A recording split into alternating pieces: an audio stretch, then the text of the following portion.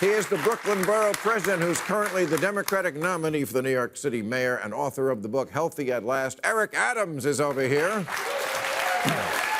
Thank you, sir. Eric, how you doing? Quite well, Bill. You know, I really have a confession to make to all that all of this was a subterfuge. I did all of this just so I could get on this darn show, man, and I finally got here. I appreciate you saying that, because I was going to say to you right off the bat, I'm not going to be coy. I'm a big fan. I love what you're doing. No, I mean...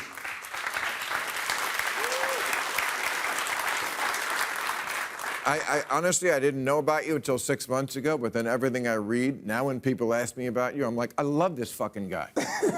This is what the Democratic Party needs. So you're going to be the mayor of New York, unless there's a zombie apocalypse.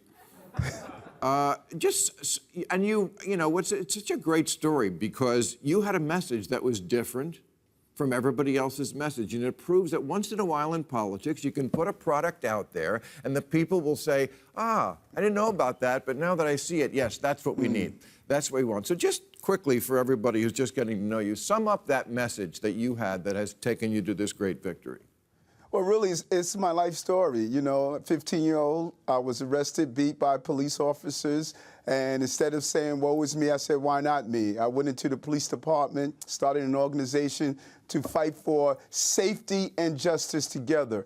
And I did that, moved up through the ranks, became a captain, and I saw the impact of proper policing, but also saw the impact of the criminality in our cities across America, and I pursued justice and safety. And I'm just an everyday person, a dishwasher as a child, lived on the verge of homelessness. We used to carry a garbage bag full of clothing to school every day because we thought when we come home we would be thrown out. Went to school at night, studied. I went through my entire educational experience in public school, not knowing I had a learning disability until I stumbled onto it in college and got the resources. And so people just felt the authentic story of how I want to turn around the city of New York and end inequality and see our economy grow at the same time.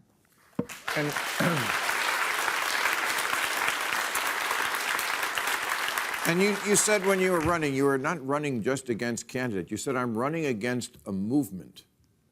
Yes. What did you mean by that? We see what's happening in America. We see the demonization of public safety, which I believe is the prerequisite to prosperity. We see the demonization of those who are high-income earners. 65,000 New Yorkers pay 51% of our income taxes. If we lose them, we lose the teacher, the firefighter, the Department of Sanitation employee. They pay those taxes that we need. And we just see the divide of our countries. And listen, this is not a socialist country. Let's be clear on that. This is a country that believes to give people the opportunities and they will be able to exceed and excel in this country. And I believe in that is because that's what I saw in my personal journey and the journey of so many people who come to this country.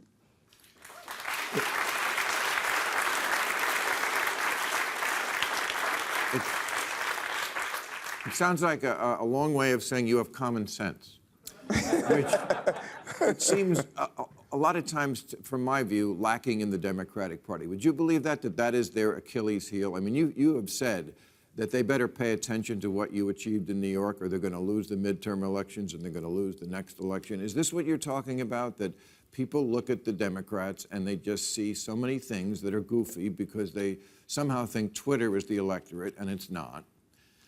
So true. I could not have said it better. I stated this on the day of the primary. People on social media don't decide these elections. People on Social Security, they decide these elections, everyday people. But, Bill, you know what we're doing in our country, in cities across America?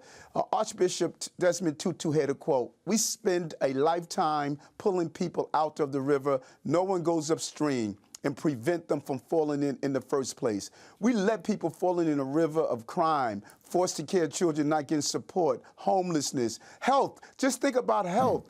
You know my story, lost my sight with type 2 diabetes, permanent nerve damage, had an ulcer, high blood pressure, high cholesterol. And because I was feeding my crises based on what I was eating every day, I changed my diet. In 3 weeks, my vision came back. 3 months, my diabetes went in remission. My nerve damage went away. It was never my DNA. It was my Don dinner. I was feeding my healthcare crises. And we do that every day in America. I want to go upstream and prevent people from falling in the river of despair.